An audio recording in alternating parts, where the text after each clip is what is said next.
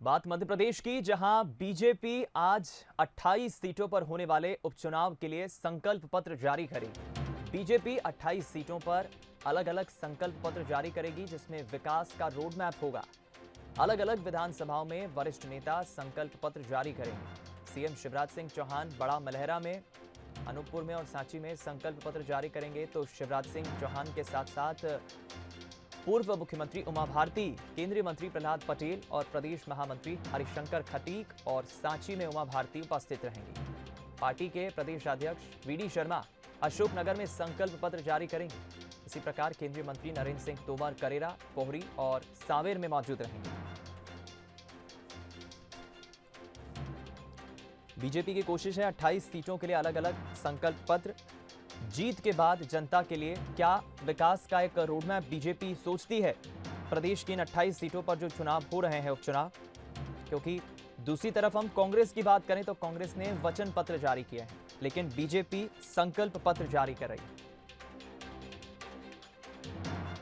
इस खबर पर ज्यादा जानकारी और बातचीत के लिए हम रुख करेंगे स्पेशल कॉरेस्पॉन्डेंट जुगल किशोर शर्मा हमारे साथ लाइव जुड़ गए हैं।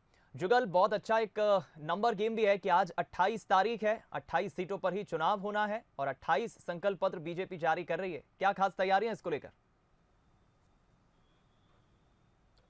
देखिए, बीजेपी 28 संकल्प पत्र जारी करेगी। हर विधानसभा क्षेत्र का अपना एक संकल्प पत्र होगा। उस विधानसभा क्षेत्र की समस्याएं क्या हैं, उस विधानसभा क्षेत्र में क्या काम होने हैं, उस विधानसभा क्षेत्र की जनता क्या चाहती है, ये सब हमको संकल्प पत्र में देखने को मिलेगा।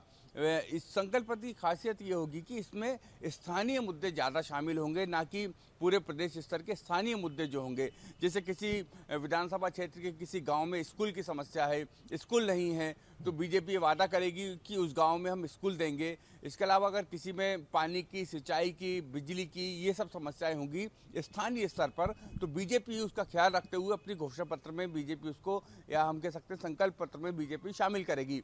बीजेपी ने संकल्प पत्र तैयार करने के लिए कमेटी बनाई थी और इसने एक एक गाँव का विधानसभा क्षेत्र, जो 28 विधानसभा क्षेत्र है, उस 28 विधानसभा क्षेत्र के एक एक गाँव का सर्वे किया है, वहाँ से फीडबैक लिया है, प्रत्याशियों से बात की है, कार्यकर्ताओं से बात की है। इन सब से बात करने के बाद एक संकल्प पत्र तैयार हुआ है, जो कुछ देर बाद सभी नेता जो अलग अलग विधानसभा क्षेत्रों में उसको जारी करेंगे और देखना होगा कि संकल्प पत्र से कितना बीजेपी को फायदा होता है, कितना स्थानीय स्तर पर इस संकल्प पत्र की चर्चा होती है। देखिए, चुनाव निश्चित रूप से स्थानीय चुनाव है, यानी कि हम कह सकते हैं कि जो पर्टिकुलर विधानसभा क्षेत्र में चुनाव है, उस पर्टिकुलर विधानसभा क्षेत्र को फोकस होकर ही दोनों राजनीतिक दल काम कर रहे हैं।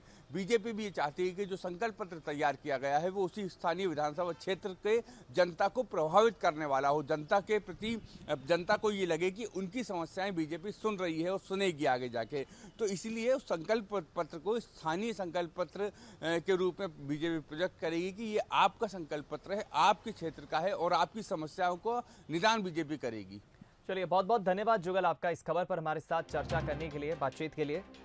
तो किसी भी लिहाज से देखिए, उपचुनाव किसी आम चुनाव से कम नहीं है, लेकिन ये 28 सीटों के उपचुनाव, जहां संकल्प पत्र में बीजेपी की कोशिश होगी वहां की स्थानीय जो समस्याएं हैं, जो परेशानी है लोगों की, उसे अपने संकल्प पत्र के माध्यम से बीजेपी दूर करेगी और ये वचन देगी कि हम अगर यहां जीतते हैं तो हम ये सौगात, ये समस्या जनता की दूर करेंगे।